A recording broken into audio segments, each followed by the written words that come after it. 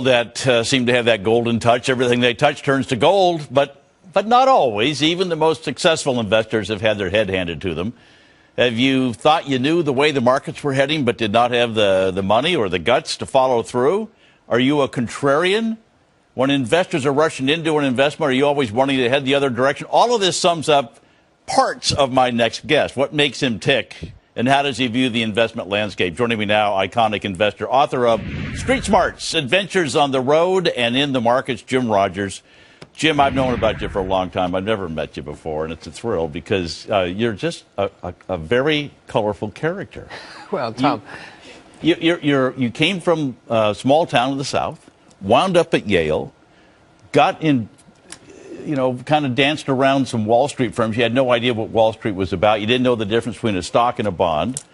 And you made $1 bazillion and retired when you were 37. Well, I've made a lot of mistakes along the way, too, as the book points out. You said you got wiped out by trying to short a stock. One of the first things that happened to me was I had a brilliant move. I made triple my money in 5 months. I thought, boy, am I smart. I found out very quickly I didn't know anything. The market showed me, we'll show you, boy. Isn't that so true, though, of so many people who try something new? They try commodities or they try puts and calls and they do really well and they think, I've got it. I've got the secret. I've got the knack. But you do have the knack. Sure, you've made mistakes, but you've made a lot of money. Well, back to your point, I want to say that I'm not the first person to say that a little knowledge is a dangerous thing. We all know that. You think you know a lot, but you don't, and that's when you make a lot of mistakes.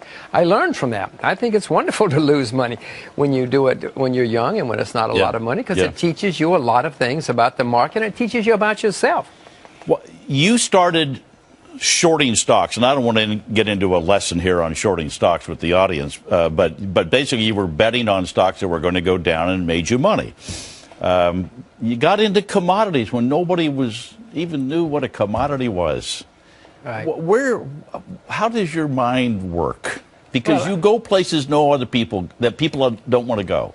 Well, I would like to figure that out because it is correct, and suddenly I find myself talking about Myanmar, and people say, what's Myanmar? I say, talk about North Korea, and they said, are you kidding? North Korea, are you nuts? I don't know quite how it happens, but throughout my life, and whether it comes from my parents, I don't know, I do wind up in places that other people aren't visiting or talking about or investing in. But that's been one of the keys to my success. Tom, to the extent I've had any success, it's by going where the people don't go. Yeah.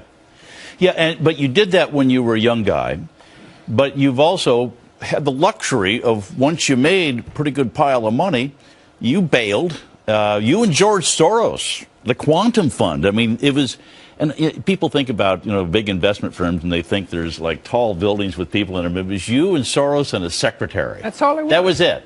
Yeah, it was 3 hours over at Columbus Circle. And you went from $12 million to $250 billion. Yeah, in a fairly short period of time. Yeah. Well, we worked hard. We loved what we were doing. And we had a success. Now, I haven't seen George in over 33 years, so you might as well ask me about my first wife, because that's far, far distant. Well, in my past. but it goes to the fact that you were being I don't know if it's contrarian the right word, but you were just observing things in life. But then, so you made your money.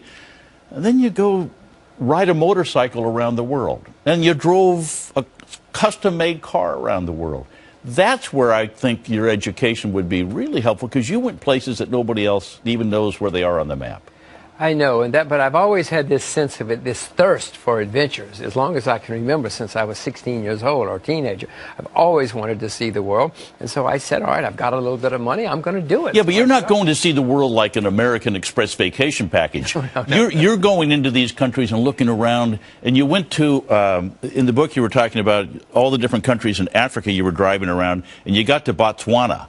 And you said, wow, look at this. They have traffic signals and it's orderly, and they seem to, I'm going to put some money into every stock in the Botswana stock market, which was, 8 or 9 stocks? It was 7 stocks. 7 stocks. It sounds like a big deal. I said, I bought every stock on the exchange, but there are only 7 companies listed. But who knows about Botswana? But not many people, and not many people now. I guess you're exactly right. But it turned out to be a very, very successful investment, because I could see this was a real country. I might as well have been in Paris after driving through all of Africa and suddenly coming to a place that had real roads, real hotels. You remind me of the investment sage. You're giving the same one in this book that Peter Lynch gave. Don't invest in things you don't know. Invest in things that you do know and know a lot about. Just don't do. Put your money in the bank and earn 1% if you have to, because it's better than losing 1 or 2% a year. Just wait. I assure you, you will find something that you know a lot about where you can make money, and that's how you become a successful investor. Yeah, but one of the things about on a different path, but about waiting. You talk about the fact, I think you had shorted something, but you knew it was going to go down, but unfortunately, you ran out of time. I went down first. You went down first. So you've got to be careful with this. I mean, your book is really fascinating. Thank you. But you've got to be careful.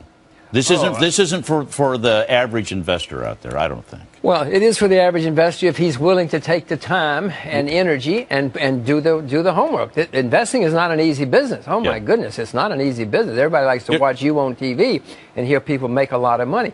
That's not the way most people are. You've got to take the time and the energy, and then you can make a lot of money. Yeah, I stand corrected. You're right. Anybody can do this. It's just a matter of you got to do the work. I wish it were easy to get rich. Oh, my goodness, wouldn't it be wonderful if it were easy to get rich? We'd all be rich. I'm just going to follow you around and see what you're doing. Jim Rogers, pleasure to meet you. I'm delighted to be here, Tom. Thank you.